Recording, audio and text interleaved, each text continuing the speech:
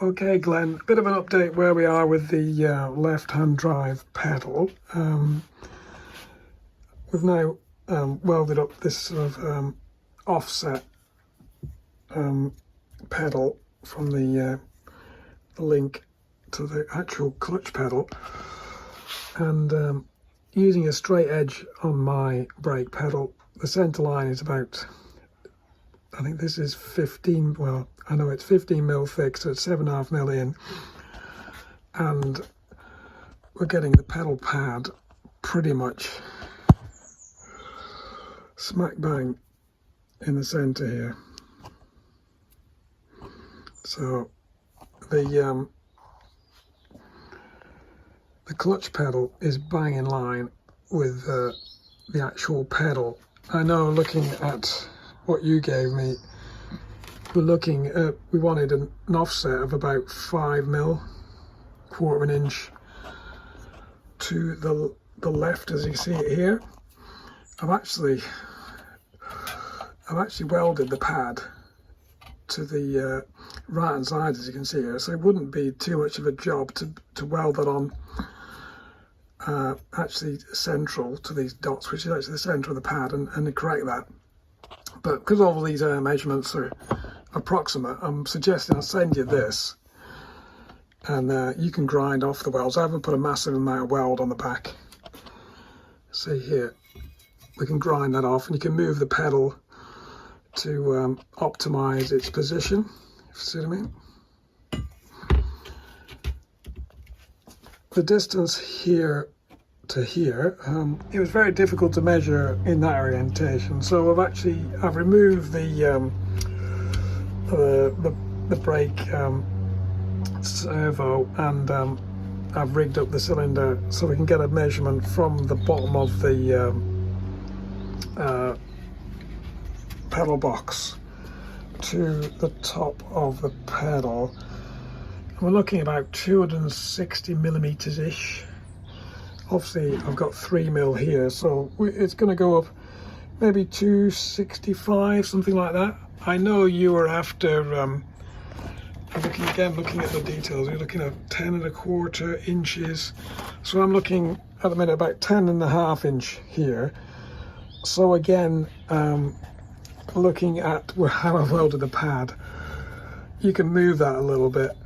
I have offset it to the one side, because obviously the edge of this pedal will stop your rubber going on, so you may have to adapt this a bit with your rubber, grind that back a bit, move the pedal around.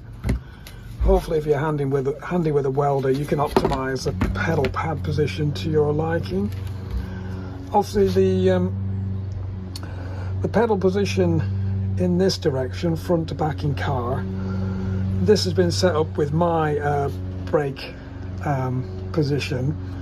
Yours might be subtly different. You can obviously adjust it a little bit with the distance from the link to the cylinder. You know, there's quite a bit of adjustment here to get that perfect.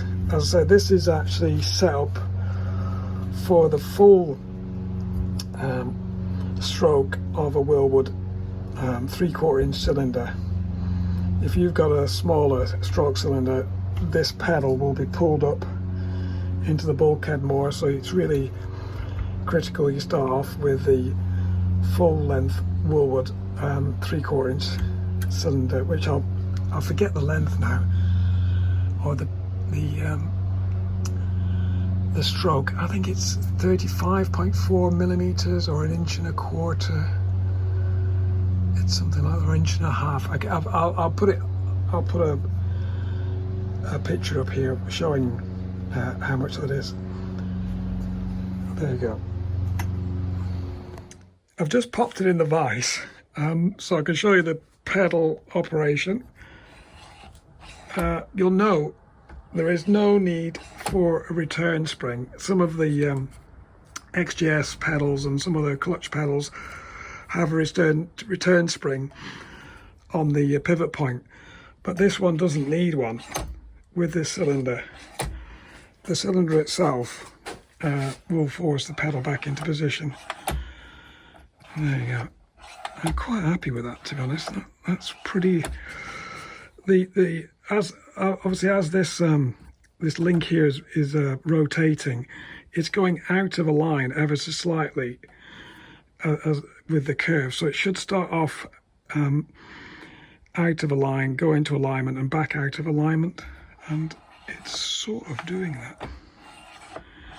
So I'm pretty happy with that. It's not going to wear out the seal too much here by this, basically the piston moving. Anyway, there you go. That's how the cylinder's operating. Anybody who's watching who's interested in, this is actually a left-hand drive clutch pedal adaptation. We've moved the clutch pedal where I started out from. This is actually a right-hand drive for my car. And you can see in that case, the master cylinder acts directly off the back of the brake lever, the clutch lever, if you would. But in this case, we've made sort of a sub-part, little link, in order to move the whole thing out of the way, get it through the bulkhead of the car, etc. So that's the difference. Everything else is basically the same. There's a slightly different bracket here. This pivot reinforcement point here can come inboard a little bit. You can just see the position there, I think. But basically that's the difference between left-hand and right-hand drive pedal box adaptation brackets. So this is the kit I'm proposing. So what I'm proposing to send you, Glenn, as sort of a trial basis to make sure this works and maybe optimize some dimensions, is obviously the hinge bracket, welded assembly, the master cylinder bracket and its fixing point. These are M8 nuts and bolts, so I'll send you the bolts because obviously you're all metric, all imperial over there. Then I'll send you the also include obviously the pedal. There's a metric shoulder bolt, obviously, and metric oil light bushes in there. I've included them because I'm sure it's not as easy to get those things in the US, although not impossible. Obviously, I'm not including the cylinder and not including the pedal box, but you will have to modify that and obviously get a suitable cylinder with the clevis. I'll go into detail about the cylinder and how I modified the pedal box. Basically just put this whole fairly straightforward in videos to come. So that's the proposal, Glenn. I'll try and get that off to you. Interesting, if you notice, there is this, I've welded a nut on the back of the clutch pedal. Now the idea of this, you can add a bolt to limit the clutch travel if it's actually got a potential to over travel and cause damage to your slave cylinder. So that's a bit of an add-on. Obviously it's going to make it a bit more tricky to grind off to move your pedal pad if it's not optimized, but I thought I'd include that as well, as sort of trying to make it as thorough a kit as possible. So right, lastly, this, I'm going to put this piece, I'm not sure if you need this, but on the right hand drive version, getting access to these nuts, putting the pedal box back in position is a real pain, particularly in one position. So I've made this little tool. I'll add that. Let us know if that's useful to you. Alright, that's it for now. Hope you find that interesting. Can you drop us a note if there's anything I've missed, Glenn? Cheers, mate. Bye-bye. Before we go, Glenn, obviously this is unpainted. I'm not sure what the thoughts are on painting it. I might just put a light coat of paint on. I was a bit resistant because in case you needed to adapt anything, grinding the welds off, but obviously you can do that even after it's painted. Let me know what you think. I was planning to send them in an rust inhibiting packaging and a rust inhibiting Bosalon bag, but I might just give them a quick spray.